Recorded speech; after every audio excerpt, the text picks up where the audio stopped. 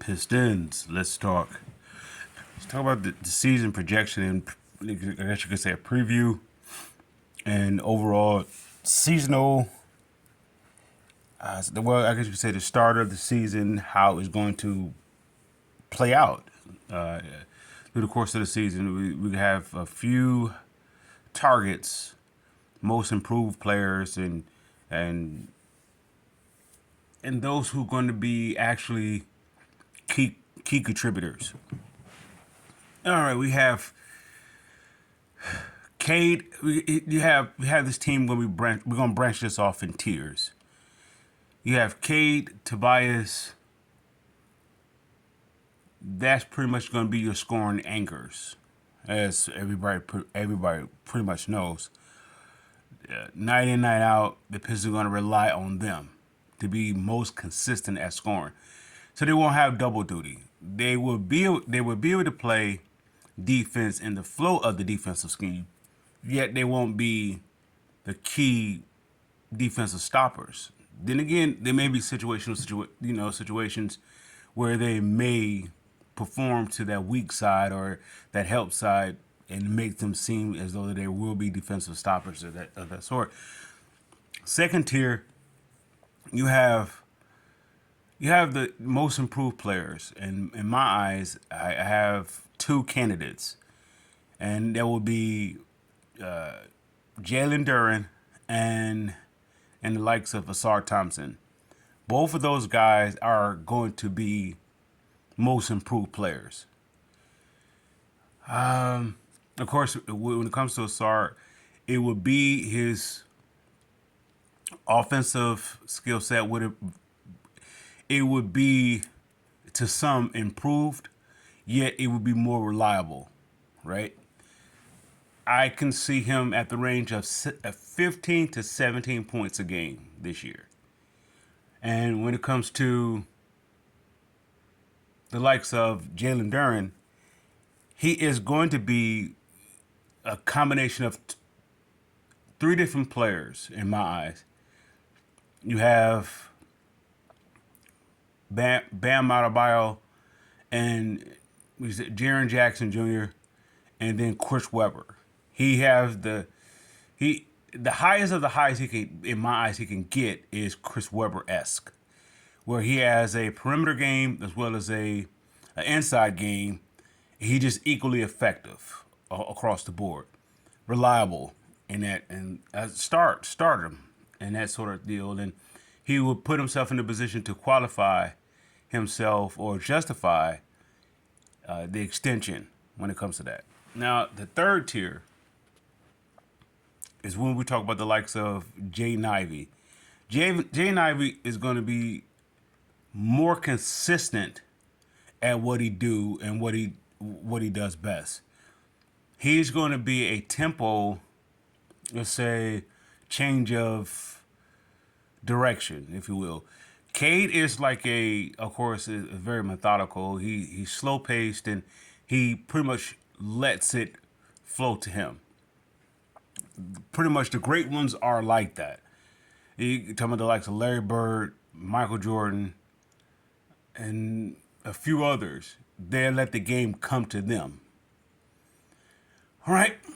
Okay. Well, Jaden Ivey is going to be the change of pace. He's going to be the guy that, regardless if he's starting or he's, the primary, I guess you could say, leader of the bench brigade, he will be the energy. Whether if you're talking about Ken Holland, whether you're talking about Ron Holland coming off the bench, if you're speaking of the veterans coming off the bench, with the likes of it depends on how soon Asar Thompson comes back to the starting lineup. Fontecchio, THJ, as well as Beasley.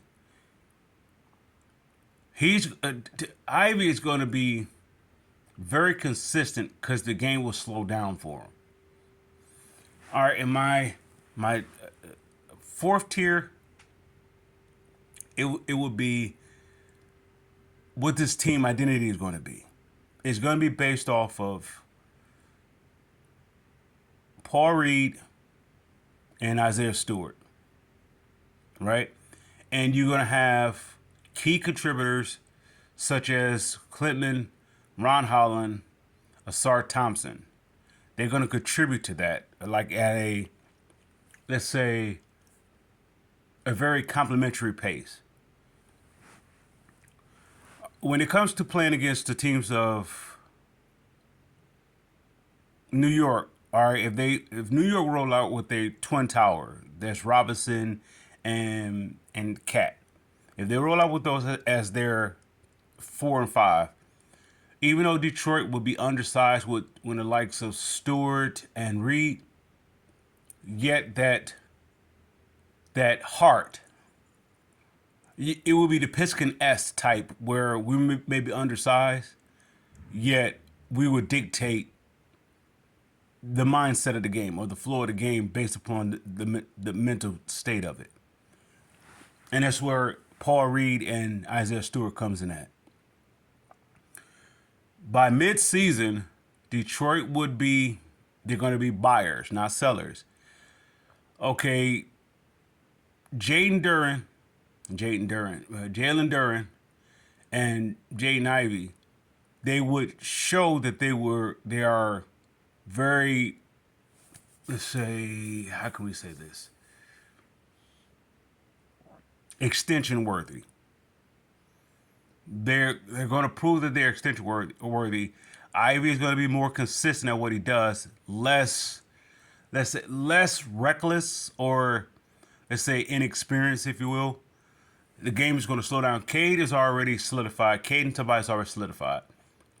Now Detroit may honestly be sellers as well when it comes to likes of their veterans. It really depends on one. It depends on this one thing. How the Pistons fare up against competition, and we're not talking about the competition of their level or less than them. We're just speaking about the competition that the powerhouses of the league, where you may have a good from the Eastern to the Western conferences. You may have a solid 8 teams that may be in contention for the NBA Finals. How Detroit how Detroit fare up against those teams will indicate if Detroit is going to be sellers or not. And when we mean by sellers, we're referring to those players that could be key contributors to help those 8 teams. If those 8 teams are struggling at midpoints, half of the season, and they're about to make that stretch run to get ramped up for the playoffs, so they need, more substitution. Maybe some of their players may have been injured. Some of those players need more help with their substitution, and so the Detroit Pistons may be sellers in that regard. They have a plethora of exposable talents, and which will work in Detroit's favor because, like I said, the Pistons' 2 most improved players is going to make them extension, worthy. They're going to validate their, themselves as for the extension. That's Ivy and Duren. Now going into the next season, of course, you have Asar Thompson. Detroit is going on to say Detroit won't be able to hold max players. You know how you have I want to say, is it Boston? If it's not Boston, you have definitely New York. You have a lot of these teams that's over the tax threshold, or they're over the tax. They're inside of the aprons and second aprons, and these are the teams that's considered highly favored to be in contention for a title shot. Well, Detroit's going to be over the tax line, but they will be over the tax line with their players. And it's probably going to be the first time it's going to be done, where you may have four of those players. What you know how Detroit have their core 4. You have Cade, Ivy, Asar, Duran, right? And then you're going to add a Ron Holland. Ron Holland is outside of this situation for now. But when it comes to their core four, they're rebuilding core four. Excuse me. Each one of them, maybe three out of the four, is going to be up for contention. Cade already has his. Ivy and Duran is going to put themselves. Definitely, Duran is going to definitely get his extension. Ivy is going to be in the consideration of that. So you may have three of those, but somebody may say, "Well, how can they have four players upon it? With the exception, not the exception for me, the extension." Detroit's gonna. It's not so much they're gonna have four max players. They're gonna have close, maybe two, maybe max players, and then the other three, maybe close to max players. Right? If not, they may be moved. So I look at Cade, Duran, Asar.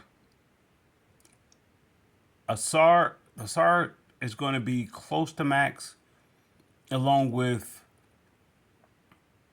who was that? Ivy. They're going to be close to max players.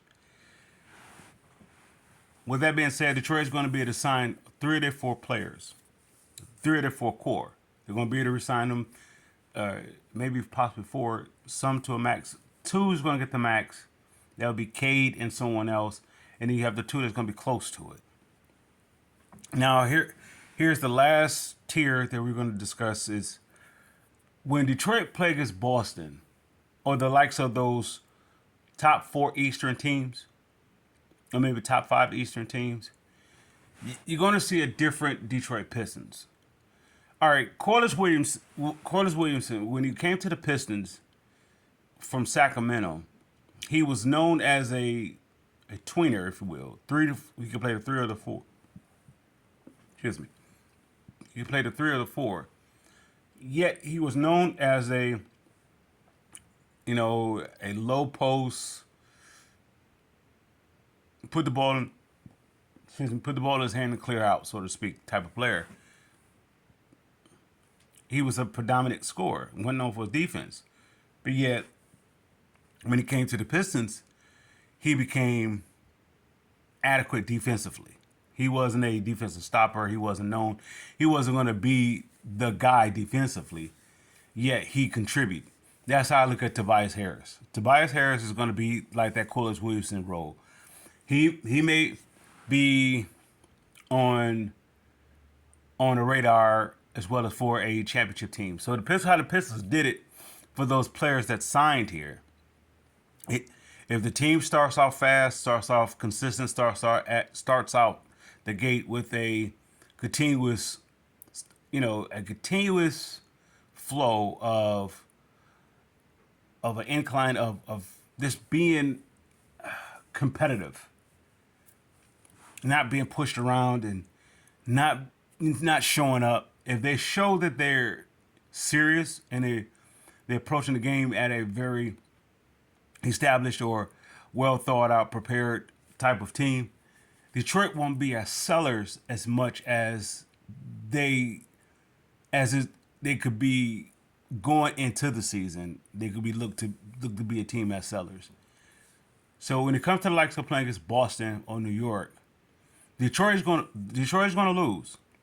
Boston, New York, and maybe two other teams that's in the Eastern Conference that's up there.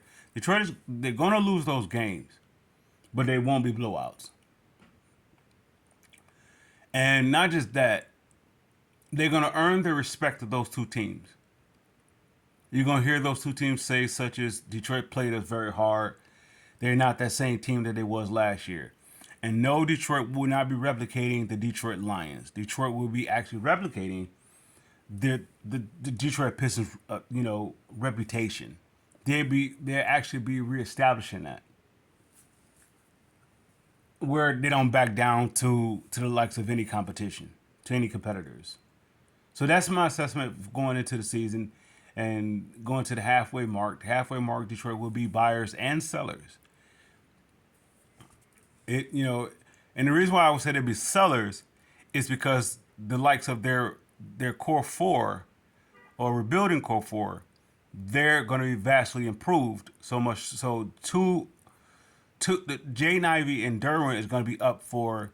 They're going to validate for themselves of being a contract extensions. So that's what will make some of those players like a Tobias be expendable, or a Beasley be expendable, or Hardaway be expendable. Those guys could be let go because you have the replacement. Ron Holland and Clinton is pretty much a replacement for the likes of Tobias. Tobias, it's not saying Tobias is going to let the team down. It's not going to be as good. No, he's going to be very good. It just Detroit is going to be Detroit will be able to put those two players that they brought in positions to get there, be able to win on a winning team. And at the same time, they would have done their service job of leadership to mentor those players as grooming the next batch, which Detroit hasn't had like that since I want to say the Bad Boys. The Going to Work crew didn't do a very good job of mentoring the next group. Let's say the Going to Work crew, you had Ben, Rashid, Chauncey, Rip, Tayshaun, right? And then the next tier supposed to have been Mimino Core, Carlos Delfino, Darko, and Carlos Herrera. That was going to be not Carlos Herrera. Carlos Herrera got traded for Darko, so not Carlos Herrera. It was Delfino, Mimino Core, and Darko was going to be their next core. Detroit Pistons was so wrapped in the core five that they didn't have much of a concentration to developing the next year. They was in the contention of winning, so they didn't have the time to develop. All right, so when it comes to the Going to Work crew, going to the Bad Boys, you had your vets, you had your Adrian Danleys, your John Lones, Bill Lambiers, your Isaiah Thomas. Those guys were your vets, and then along with Dumars and James Edwards and Vinnie Johnson, those were your vets.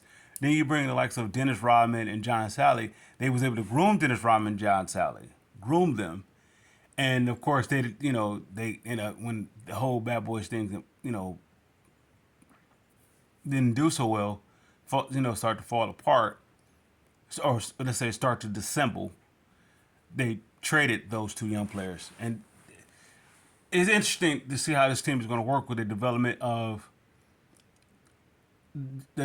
leadership of Tobias and Malik and a THJ. How they're going to be involved into this team.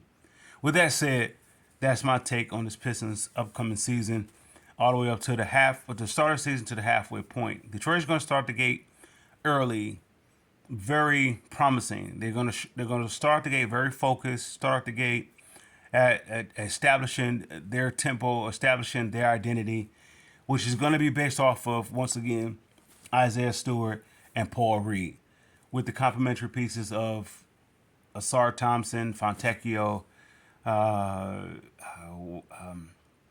Holland, and those are going to be pretty much your key contributors. Where defensively they're going to complement, or they're going to start this foundation of the Pistons' identity. And then of course you got your scorers. You have Detroit has maybe potentially 8, maybe 5 to 8 reliable scorers. You have, of course, you have Cade, you have Ivy, you have Cade, you have Tobias, you have Ivy, you have THJ, you have Beasley, you have Fontecchio, and I'm missing 2 players. I'm going to throw in Sasser in there.